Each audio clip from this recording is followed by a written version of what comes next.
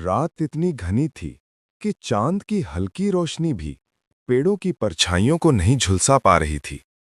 यश और विनोद शॉर्टकट से गुजरते हुए कुएं के पास पहुंचे। तभी अचानक पत्थर गिरा, जैसे कोई छिपा हुआ हाथ उन्हें चेतावनी दे रहा हो। नीचे झांकने की हिम्मत की तो एक सफेद हाथ कीचड़ और मिट्टी से लथपथ ऊपर की ओर बढ़ रहा था। दोनों भागे, लेकिन रात भर नींद नहीं आई। यहां शुरू होते हैं वो खूनी मंजर के डरावने मंजर, जहां हर कहानी आपकी रूह तक पहुंचती है। रात इतनी घनी थी कि पेड़ों की परछाइयां भी कांप रही थीं। राजपुर गांव के बाहर खड़े टूटे हुए कुएं के पास हल्की सी सरसराहट उठी, जैसे कोई अनदेखा हाथ पानी की सतह को छू रहा हो। हवा एकदम ठंडी हो चुकी थी। उस ठंड में भी अजीब सी बू थी, जैसे किसी सड़े हुए लकड़ी के ताबूत की मिट्टी खुली हो। गांव के ही दो युवक यश और विनोद रात के इस पहर किसी दूसरे रास्ते से शॉर्टकट लेते हुए उसी कुएं के पास पहुंच गए। विनोद ने गुस्से में कहा, जल्दी चल, मुझे इस रास्ते से बिल्कुल अच्छा नहीं लगता। यश हंसा, डरते क्यों? भूत वूत कुछ नहीं होता। उन्होंने आगे कदम बढ़ाए ही थे कि कुएं के अंदर से ठक ठक ठक ठक की आवाज आई, जैसे कोई नीचे से पत्थर मार रहा हो। दोनों रुक गए। विनोद की सांसें तेज हो गईं। किसे मारा? यश ने कंधे पर टॉर्च लगाई और कुएं में झांका। नीचे कुछ नहीं था, सिवाय काली गहराई के। पर तभी एक सफेद सी हथेली ऊपर उठी। कोई इंसान नहीं, वो हाथ पत्थर जितना कठोर और उसकी उंगलियों के बीच काली कीचड़ भरी हुई थी। यश हकबका कर पीछे हटा। दोनों भागे, लेकिन रात भर नहीं सो पाए। सुबह होते ही उन्हें पता चला, उसी कुएं में 4 महीने पहले एक लड़के की लाश मिली थी। वीरेंद्र नाम का लड़का, और गांव वालों के मुताबिक उसकी मौत दुर्घटना नहीं थी, हत्या थी। लेकिन यश और विनोद को नहीं पता था कि उनका देखा हुआ हाथ सिर्फ चेतावनी नहीं था। वो हाथ किसी के अंदर घुसने का रास्ता ढूंढ रहा था। उधर गांव के किनारे एक और कहानी चल रही थी। राजपुर का सीधा साधा लड़का निखिल, मजबूत शरीर वाला, दिमाग से तेज और गुस्से में आग की तरह भड़कने वाला, जिसको देखकर ही लोग कहते थे, ये लड़का गलत हाथों में पड़ गया तो किसी का भी काम तमाम कर सकता है। लेकिन निखिल का असली संघर्ष कोई नहीं जानता था। उसके पिता की मौत बेरहस्यमयी थी। गांव वालों की नजर में सब स्वाभाविक था, पर निखिल को हमेशा लगता था पिता को किसी ने मारा है। और भाग्य का खेल देखो, पिता की मौत भी उसी टूटी हवेली के पास हुई थी जहां वीरेंद्र का शव मिला था। रात का डर फिर लौटा, इस बार निखिल के लिए। उस रात निखिल खेत से घर लौट रहा था। हवा बिल्कुल बंद थी। पेड़ तक स्थिर कुत्ते अजीब तरह से रो रहे थे, जैसे किसी अनदेखी चीज को देख रहे हों। जैसे ही वो अपने घर के दरवाजे तक पहुंचा, पीछे से एक दबा दबा सा फुसफुसाहट बड़ा स्वर आया, मेरी मदद करो। निखिल ने पीछे देखा, कोई नहीं। फिर वही आवाज, थोड़ी पास, मेरी मौत अधूरी है। अचानक उसके ठीक पीछे काला धुआं घूमा और उसके सीने पर जोरदार झटका पड़ा। निखिल तड़पते हुए घुटनों पर गिर गया। उसने चीखने की कोशिश की, पर आवाज नहीं निकली। धुआं उसके मुंह, नाक, आंखों से अंदर घुसने लगा। आत्मा अपना नया शरीर चुन चुकी थी, निखिल का शरीर, लेकिन बदला किसी और का। उसकी आंखें अचानक खून जैसी लाल हो गईं, चेहरे पर हल्की मुस्कान, पर वो मुस्कान निखिल की नहीं थी। सुबह निखिल सामान्य लग रहा था, पर उसकी चाल बदली हुई थी। आवाज भारी हो चुकी थी और उसकी मुट्ठी बिना कारण कस जाती थी। कोई उसका हाथ अपने हिसाब से चला रहा हो। उसकी मां ने डरते हुए पूछा, तुझे क्या हुआ है? ऐसा क्यों लग रहा है जैसे तू नहीं है? निखिल मुस्कुराते हुए बोला, कुछ लोग बचे हुए हैं मां, आज नहीं तो कल उनका हिसाब पूरा कर दूंगा। उसके शब्दों में कोई परछाई छुपी थी, जो निखिल की नहीं, वीरेंद्र की थी। सुबह की धूप राजपुर गांव पर सामान्य की तरह फैली थी, लेकिन निखिल के घर के अंदर हवा किसी अंधेरी गुफा जैसी भारी थी। उसकी मां आंगन में तुलसी को पानी दे रही थी। निखिल बाहर आया तो उसके कदमों में वही अजीब सी कठोरता थी, जैसे हर कदम किसी अनदेखी ताकत के इशारे पर पड़ रहा हो। उसकी मां ने तुरंत नोटिस किया, निखिल, तू ठीक तो है ना? निखिल ने जवाब में बस गर्दन मोड़ी। उसकी आंखें कुछ सेकंड के लिए बिल्कुल काली हो गईं और फिर सामान्य। ठीक हूं, पर कुछ अधूरा काम है, उसने धीमे भारी स्वर में कहा। मां को घबराहट हुई। कैसा काम? निखिल के होठों पर एक तिरछी मुस्कान आई, पर वो मुस्कान निखिल की नहीं थी। आज किसी को अपना हिसाब देना है। दोपहर के समय गांव की चौपाल पर सब लोग जमा थे। यश और विनोद कांपते हुए बता रहे थे, हमने कुएं में हाथ देखा था, वो कोई जिंदा इंसान नहीं था। गांव के बुजुर्गों ने उन्हें डांटते हुए कहा, पुरानी जगह है, वहम होगा। लेकिन तभी चौपाल के एक कोने से बूढ़े हरिराम खड़े हुए। उनकी आवाज कांप रही थी। नहीं, वो वहम नहीं था। जहां वीरेंद्र की लाश मिली थी, वहां कुछ बहुत बुरा दफन है। सबके चेहरे पीले पड़ गए। यश ने हिम्मत करके पूछा, कौन? क्या था वीरेंद्र की मौत के पीछे? हरिराम ने भारी सांस लेते हुए कहा, मैंने उस रात आवाजें सुनी थीं। कोई उसे पुकार रहा था, कोई उसे उस टूटी हवेली तक खींच ले गया था। विनोद हकलाया, पर कौन? हरिराम ने धीमे कहा, जिसने उसे धोखा दिया था। उनकी बात खत्म होते ही तभी चौपाल के पीछे का दरवाजा धड़ाम से खुला। निखिल भीतर आया। सबकी नजरें उसकी लाल होती आंखों पर टिक गईं।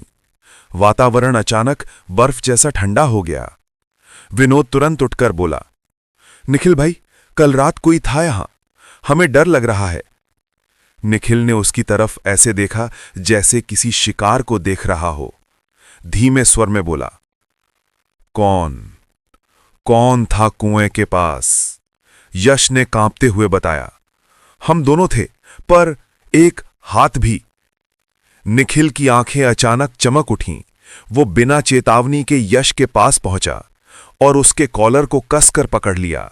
उसकी आवाज भारी पर दोहरी गूंज में निकल रही थी। तुम दोनों वहां क्यों गए थे? किसने भेजा था? यश हाफते हुए बोला, हाँ, हम तो बस जा रहे थे। आपने ये क्या? निखिल की पकड़ और कस गई। विनोद ने डरते हुए हाथ बढ़ाए कि उसी समय निखिल का दूसरा हाथ हवा में उठा, पर वो हाथ निखिल का नहीं था। उसकी उंगलियों के पीछे काला धुआं घूम रहा था।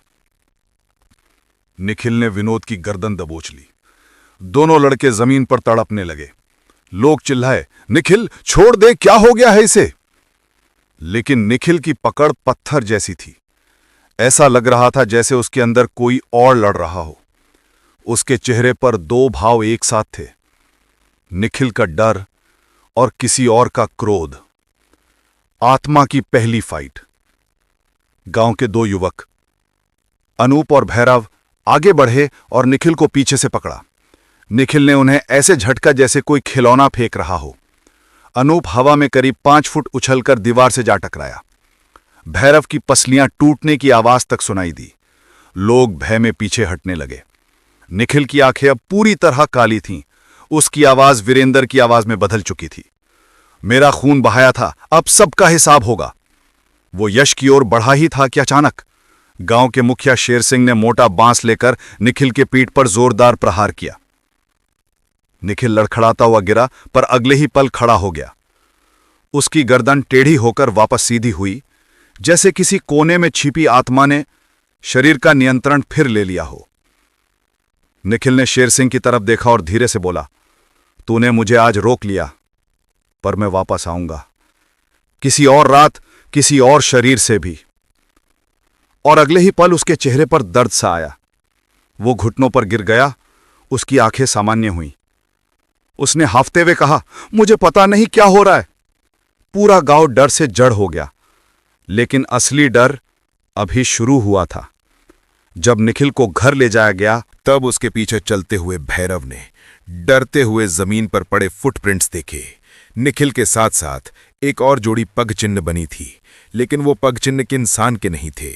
उनकी उंगलियां उल्टी दिशा में मुड़ी हुई थी और चलते चलते जमीन की मिट्टी जल रही थी।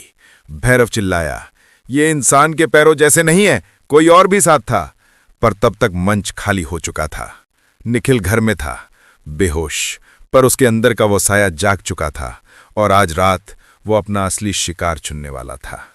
निखिल उस शाम बिस्तर पर पड़ा था, शरीर बिल्कुल शांत, लेकिन कमरे में एक अजीब सी कंपन थी, जैसे किसी दीवार के भीतर कोई रेंग रहा हो। उसकी मां भगवान का दिया जलाकर उसके पास बैठी थी, पर लौ बार बार झपक रही थी, कभी लंबी कभी छोटी, जैसे किसी अदृश्य सांस की धड़कन पर चल रही हो।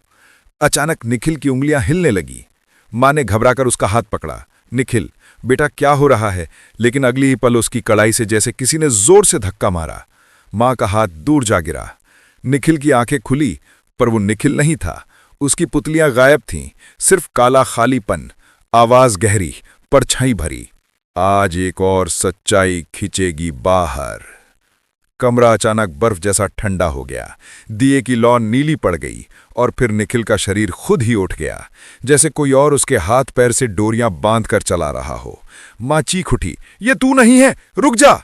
लेकिन वो धीरे धीरे दरवाजे की ओर चल पड़ा। उधर गांव का चौक पूरी रात पहरे में था। यश और विनोद अपने घरों से बाहर नहीं निकले थे, पर एक और व्यक्ति घबराया हुआ अपनी छाती थामे भाग रहा था। रविंदर, वो वही आदमी था जिसका नाम धीरे धीरे गांव में वीरेंद्र की मौत से जोड़ा जाने लगा था। वो सांस फूलते हुए बोला, अगर निखिल के अंदर वही है तो मेरा भी नंबर आने वाला है। उसे क्यों लग रहा था ऐसा? क्यों वो किसी से छुप रहा था? इसका जवाब सिर्फ रविंदर जानता था, और शायद वो आत्मा भी।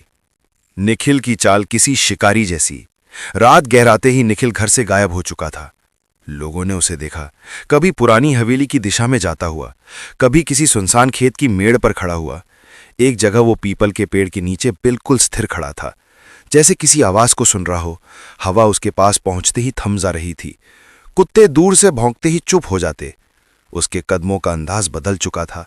अब उसकी चाल इंसान जैसी नहीं, एक शिकारी जैसी थी, धीमी, मगर निशाना बिल्कुल तय। रविंदर का डर। उस समय रविंदर अपनी झोपड़ी में खुद को अंदर से बंद कर चुका था। बत्ती बुझाई, सांस रोके बैठा था।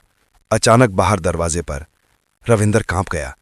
हिम्मत जुटाकर बोला, कौन? एक भारी दोहरी गूंज वाली आवाज आई। दरवाजा खोल, बात करनी है। रविंदर कांपते हुए बोला, निखिल, तू है क्या? कुछ पल पूरी खामोशी रही, फिर दरवाजे के पीछे से वही आवाज, दरवाजा खोल। पर इस आवाज में निखिल का नाम तक नहीं था। यह किसी और की पुकार लग रही थी, किसी ऐसे की जो मौत पर अटका हुआ था।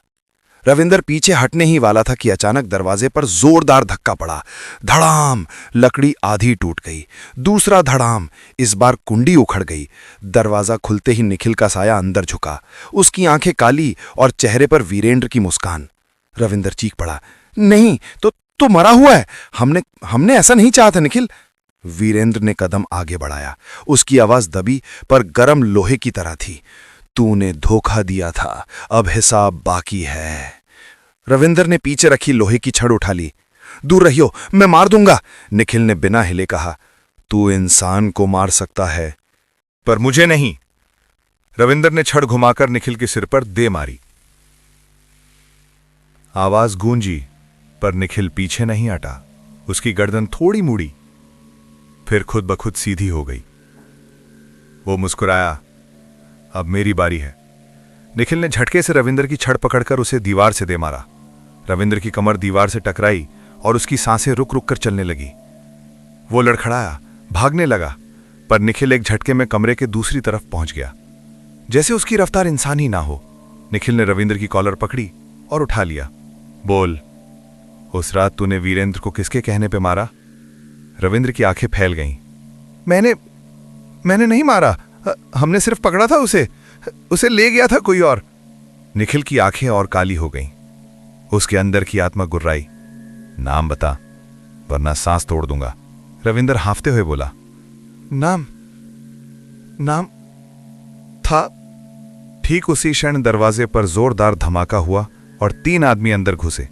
उनमें से एक बोला, रविंद्र बाहर निकल, तो अकेला नहीं फंसेगा। निखिल मुड़ा।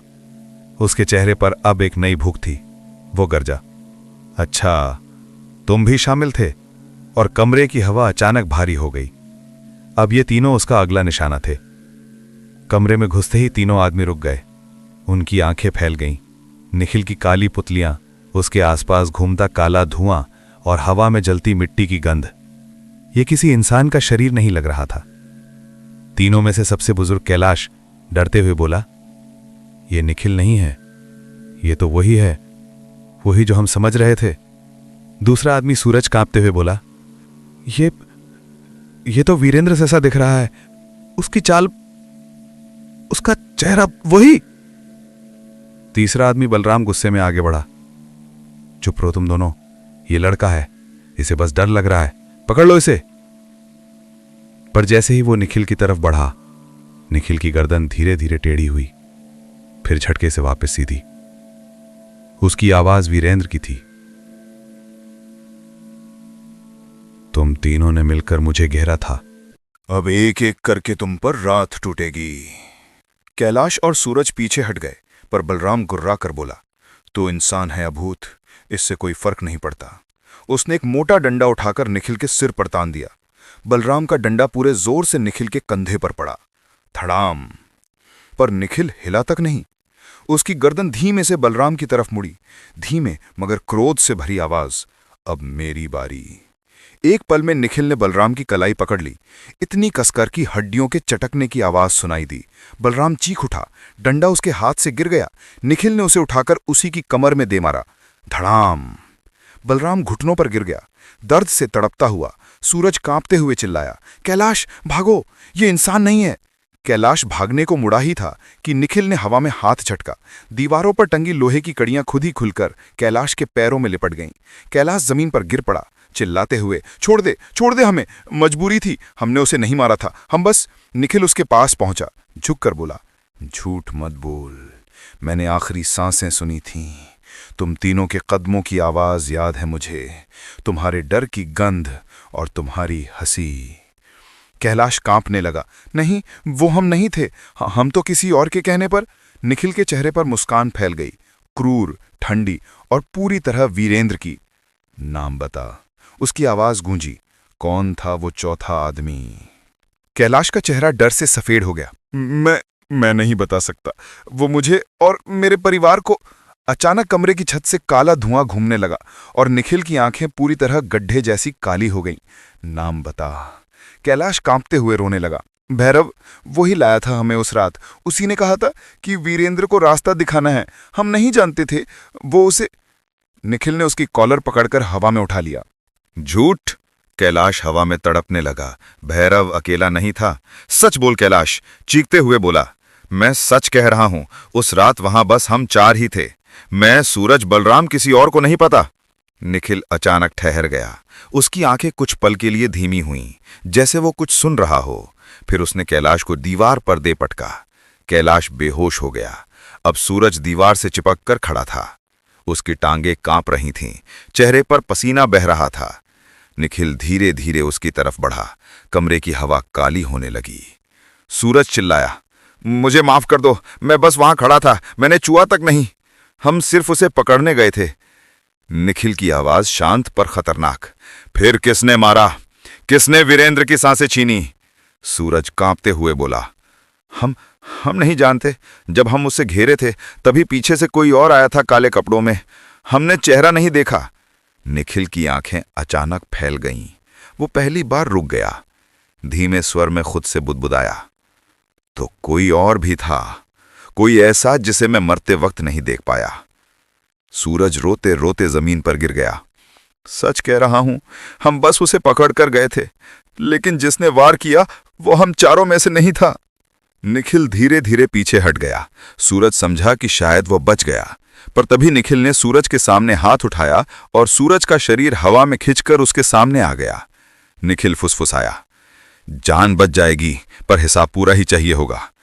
उसने सूरज को ताकत से फेंका, पर दीवार से नहीं, खिड़की के बाहर। सूरज चीखता हुआ झाड़ियों में गिरा और बेहोश हो गया। निखिल मुड़ा। उसकी आंखों में अब एक नया आकार था, सवाल का आकार। अगर वो रात की मौत इन चारों ने नहीं की, तो वो 5वां आदमी कौन था? और वो कहाँ है? निखिल के चेहरे पर मुस्कान उभरी, धीमी, ठंडी और खून प्यासे शिकारी जैसी। अब अगली बारी उसकी है, और वो रात में गायब हो गया, जिस दिशा में चारों आदमियों ने कभी देखने की हिम्मत भी नहीं की थी। रात काली नहीं थी, वो तो जैसे किसी गहरी बुझी हुई आंख का अंधेरा था, जो देखता भी है और छुपकर हमला भी करता है। हवा में एक पुरानी चिता सी महक तैर रही थी और कमरे की दीवारों पर पड़ती परछाइयां ऐसे हिल रही थी जैसे कोई अदृश्य हाथ उन्हें मोड़ तोड़ रहा हो। जगदीश जमीन पर पड़ा हाँफ रहा था, उसका शरीर आधा बेहोश और आधा डर से जम चुका। अंदर घुसी आत्मा जो नीलिमा की थी, उसका गला दबाने ही वाली थी कि अचानक दरवाजा अपने आप धड़ाम से खुला और वहां खड़ा था राहुल। चेहरा गुस्से से सख्त, आंखों में आग और हाथ में पुरानी लोहे की छड़। नीलिमा, बस, राहुल दहाड़ा, अगर बदला ही लेना था तो मुझसे लेती, जगदीश को क्यों मार रही है? अगले ही पल कमरे का तापमान गिर गया, हवा पतले बर्फ की तरह चुभने लगी। नीलिमा की आत्मा ने अपना जहरीला चेहरा राहुल की तरफ मोड़ा, वो चेहरा जो अब किसी इंसान का नहीं बल्कि राख में जलकर बनी किसी भयानक आकृति जैसा था। नीलिमा की चीख कमरे में गूंजी, तुम तीनों ने मुझे मारा था, तीनों को मरना ही होगा। जगदीश ने कांपते हुए कहा, मैंने तो उसे छुआ भी नहीं। लेकिन आत्मा गरजी, तुमने देखा था और चुप रहे थे, यही तुम्हारा पाप है। राहुल ने बिना सोचे आत्मा पर छड़ घुमा दी। छड़ हवा को चीरती हुई निकली, लेकिन आत्मा छुई भी नहीं। पल भर में वो राहुल की ओर झपटी और उसे उठाकर दीवार से दे मारा। धड़ाम! दीवार में दरार पड़ गई। राहुल की सांसें टूटने लगी। नीलिमा, रुक जा! जगदीश चिल्लाया, पर उसकी आवाज कांपती थी। आत्मा पीछे मुड़ी और वही वक्त था जब नीलेश दौड़ता हुआ कमरे में आया। उसके हाथ में वो पुरानी भस्म माला थी जो उसे मंदिर के तिलकधारी ने दी थी। नीलिमा, यह अधूरा बदला पूरा करने से पहले ये जान ले, उस रात का सच वो नहीं जो तुम सोचती हो। आत्मा ठिठक गई, उसका चेहरा टूटती मिट्टी की तरह हिला। नीलेश ने कांपते हुए बात शुरू की, तू मरी थी, लेकिन तेरी मौत किसी ने नहीं की थी। आग गलती से लगी थी, तू चिल्ला रही थी, हम तीनों भी अंदर बंद थे। हम बाहर निकल आए, पर तू नहीं बची।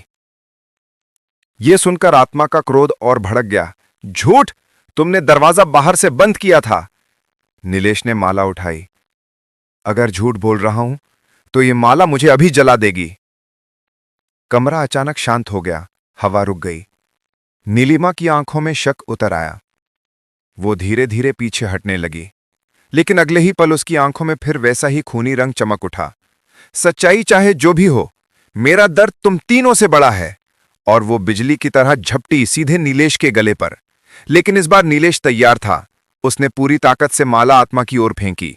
माला हवा में चमक उठी, उसके हर मनके से धुआं निकला, जैसे किसी जलती भट्ठी में फेंका गया हो।